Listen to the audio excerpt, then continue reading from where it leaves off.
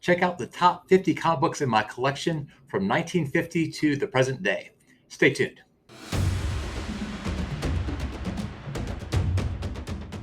Back in March, Alex the Comic Hoarder posted the top 50 comic books in his collection, and he tagged others to do the same. Comic Collector Geek then invited me to post my top 50. I want to thank them both for being so welcoming to the comic book community. And I've listed their videos in the description box, plus a few others, so please check them out. In this video, I'll show my top books from 1950 to the present day. That said, I have a special surprise for everybody. I have a mega golden age key that will make a cameo somewhere in the top 50. This is a book that even casual comic book fans will know and enjoy. It could appear anywhere in the top 50, so keep your eyes peeled. I've organized these books by theme, and also, generally speaking, as we move toward number 1, the books become more valuable. All right, let's do it. Numbers 50 through 43 are all Westerns that originally cost 10 cents. First up, we have Kid Colt Outlaw, number 21. Y'all, this is what happens when you mix booze, poker, and 6-shooters. The result ain't pretty. We've got Western Bandit Trails number 9 next. It's notable because of this great cover. The art is done by Matt Baker. That's a name you're going to hear again. The value of this particular book, though, is lower than you might think because of this upper corner. There's some hideous, absolutely hideous color touch that doesn't even match the rest of the book. So that brings the value down somewhat. The next 6 books are all of the same character. They're Gabby Hayes Westerns. You might ask, who the heck is Gabby Hayes?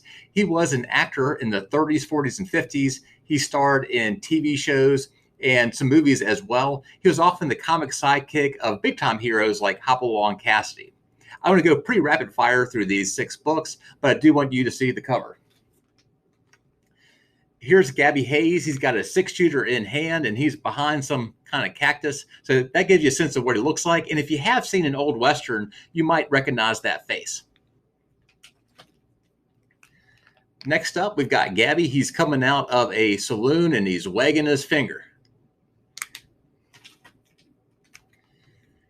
Now, here's the softer side of Gabby. He's hanging out with a young man, and they are tying or working on some knots. If you couldn't tie a knot back in the Wild West, you were likely going to be in trouble. So way to go, Gabby, in helping raise the youth of the Wild West. Here old Gabby is hanging out with a goat. I love this cover.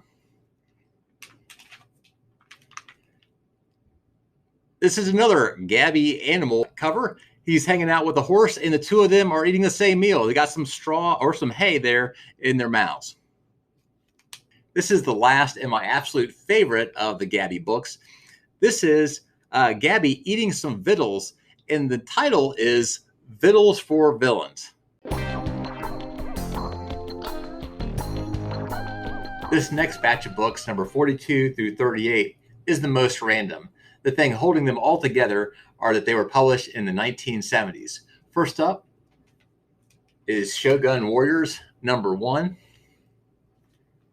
Next is a Donald Duck book. This is Donald Duck number 135. This is a nice copy of this particular book. It's a 9.4 or a near mint copy. Here's a book that is super high grade. It's Devil Kids starring Hot Stuff number 44. So this is actually a 9.8. So super nice copy. And the reason I got this book is that I love to shoot pool, and their Hot Stuff is shooting pool with this trident.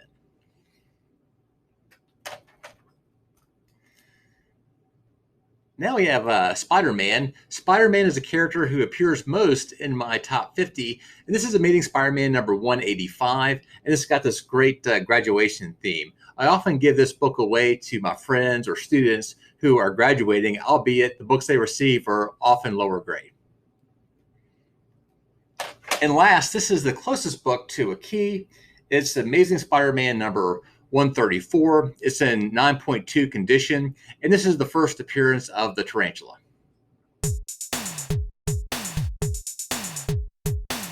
The next set of books, number 37 through 25, are associated with my childhood. In the mid-'80s through the early '90s, I was collecting comic books aggressively. I go up to the local mini market. I go to the comic rack and I buy as many comic books as I possibly could. I also had a subscription to a few titles as well. So what you're going to see are my original copies for the most part, although I did have to buy a couple of these books later. So first up is the third in the four-part series for Punisher. Closely related is number 2 in that four-part series. And for whatever reason, I don't have number 1 and 4, so I still need to get those 2 books. Here I've got G.I. Joe number 1. As a kid, I had so many of these action figures and vehicles, and the comic book was absolutely great too. So it's this awesome tie-in between Hasbro and Marvel. And these comic books were more serious than I thought. So as a kid, some of these storylines just blew my mind. An awesome read. Next, we have the West Coast Avengers number 45. This is the first White Vision, and this book has gone up in value a lot recently because of WandaVision. The cover is also homage to a much earlier book. This is Avengers Comics number 57, which is the first cover appearance of the Silver Age Vision. You're going to get a glimpse of that book a little bit later in the top 50. Now we have Sensational She-Hulk, which is also paying homage to an earlier title that bears her name, and she's holding that older book right there. Now we have Spawn Comics number 1. This was a game changer for comic books. This is when McFarlane and a bunch of his buddies split off from Marvel and started to create Image. And this is the first book in a series that has lasted a long time. This is Spawn number 1. And I love McFarlane art, so let's keep on that McFarlane train. In the mid to late 80s, McFarlane was doing a lot of Spider-Man. So this is Amazing Spider-Man number 311, which features Mysterio. And you can see in his globe of a head the reflection of Spider-Man. Next up, we have Amazing Spider-Man number 298. This is the first cameo of Venom. Number 316 is the first cover appearance of Venom. This is a pretty hot book of late. And you might guess what's coming up next. This is Amazing Spider-Man number 300. It's considered to be the first full appearance of Venom. This book is quite valuable. This next particular book is not a McFarlane book, but it does feature the spawn of Venom. See what I did there? This is Amazing Spider-Man number 361. It features the first appearance of Carnage. Hot book. It's a Mark Bagley cover. All right, so we've seen the Father and the Son, and now here's the Holy Ghost, Rider number 1. This is a book from 1990, and really, it's not all that valuable. I just had to use it for the punchline. Let's soften it up just a little bit. This is Amazing Spider-Man Annual number 21. And it features the marriage of Spider-Man to MJ, and this also serves as a great transition to the next section of books. In the last couple of years, I've gotten into a different genre, romance. These next books all come from the 50s, and they're all 10 centers. First up is Lois Lane, number 27. And here, she's marrying Clark Kent, but she's sad because she's not with Superman. We've got next, True Brides, number 12. True Secrets, number 29. There's a lot of truth going on here. We've got Secret Story, number 5. Oh, this is a great cover. It's Sweet Love, number 3. It's a photo cover, and this particular book is high grade. It's about an 8.5 and looks absolutely stunning. Here's a book on the other end of a spectrum. It's a mess, but it's a great book. It's Ginger, number 3, and it features Ginger turning down a date because she wants to go out with Icky. And she says, hey, I want to go out with Icky because he's a gentleman. And then in the little bubble box, it says, and he also got this brand new convertible. This is a classic cover. Too bad it's in low grade. This next book is super nice. It's Perfect Love, number 3. Another amazing cover. And it's actually the Mile High copy, Edgar Church Mile High copy, which is one of the best known pedigrees, actually the best known pedigree that there is. What's unusual about this book is there are a lot of high grade copies. The Mile High copy is not even close to being the top rated copy, which it often is. Anyhow, it's still a beautiful book, presents nicely, and it's got white pages. Pardon the interruption, I need to share with you a mega key from the Golden Age. This book was published in 1941 and features the most famous punch in all of comic books. That's right, it is Captain America Comics #1. It's the first appearance of Captain America, and you see that right hook to Hitler's jaw. I absolutely love this book.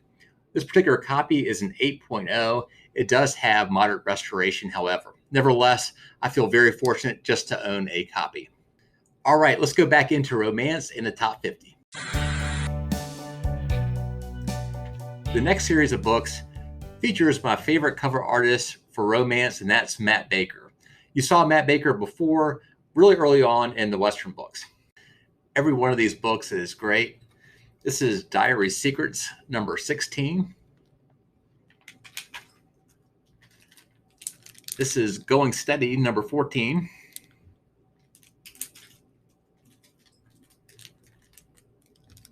Pictorial Romances #7.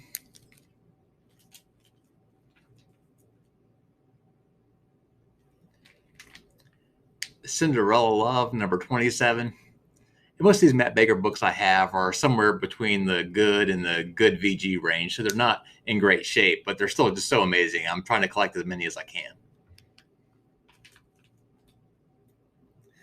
And here's Teenage Temptations #7. We're going to move from 50s romance to 50s horror. And I have 4 books in this genre for you. The first is Chamber of Chills #21, featuring a skeleton reporter who's working on a cigarette.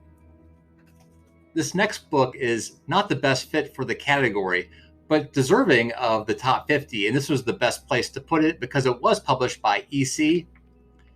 It is Mad Comics #1, which of course is humor, not horror. I'm going to make that up to you, though. This is a legit horror book. It is Crime Suspense Stories #22. It features the infamous decapitation cover by Johnny Craig.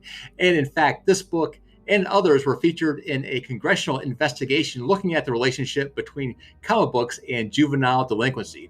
Check out that description box to read more.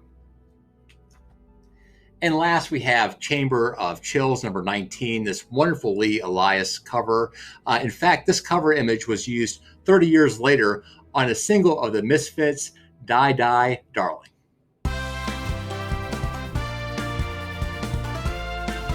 All right, y'all, here's my last grouping. It's the Silver Age keys. I'm going to start off with moderate level keys and move into some really big books at the end. So at number 8 and 7, I have 2 books from John Buscema. The first is Silver Surfer #4. This is an absolutely amazing cover, right? You got Thor and you got Silver Surfer. They're meeting together. It's like, wow, what is going to happen when those two major forces collide? I foreshadowed this book coming. This is Avengers #57. It's the first cover appearance of Silver Age Vision. Absolutely love this cover. It is so classic. Now we're going to move back to old Spider-Man. We've seen a lot of them. This is Amazing Spider-Man #13. It is the first appearance of Mysterio. This is the first of a few books I'm going to show you from 1963. This is Tales to Astonish #44. It's the first appearance of Wasp. And this particular copy is nice. I'd say it's maybe a 5 or a 5.5. Now we're on to my 4th book. This is a big one. This is Avengers Comics #1. Of course, Wasp is joined by Ant-Man, Thor, Iron Man, and the Hulk. This is an amazing book.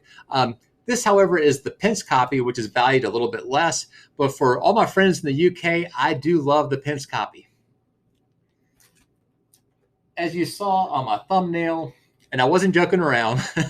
I do have a copy of the first Iron Man. This is Tales of Suspense, number 39. It's a decent copy at a 3.0. I love this classic cover. I just can't get enough of it. Now for my number 2 book. This is Amazing Spider-Man number 1 in a 3.5 condition. I absolutely love this book. This is the book that I always dreamed to have as a kid, and I bought this copy about 10 years ago. This is the book that got me back into collecting comic books and being serious about being a collector. This is one of those books that I will never sell. And you might guess what my number 1 book is. It's a book that's the number 1 of a lot of people's top 50. It, of course, is Amazing Fantasy 15. This is the first appearance of Spider-Man. And what I like about this particular copy is that even though it's a 3.5, it doesn't have any of the Marvel chipping, so I think it presents pretty well. If you like this content, please consider subscribing. Also, I've got 2 videos lined up for you. I have one that's unboxing of a major classic cover from the Golden Age, and also a video on how to value a comic book. Thanks so much for hanging out with me. I'm Keston, and I hope to see you around real soon.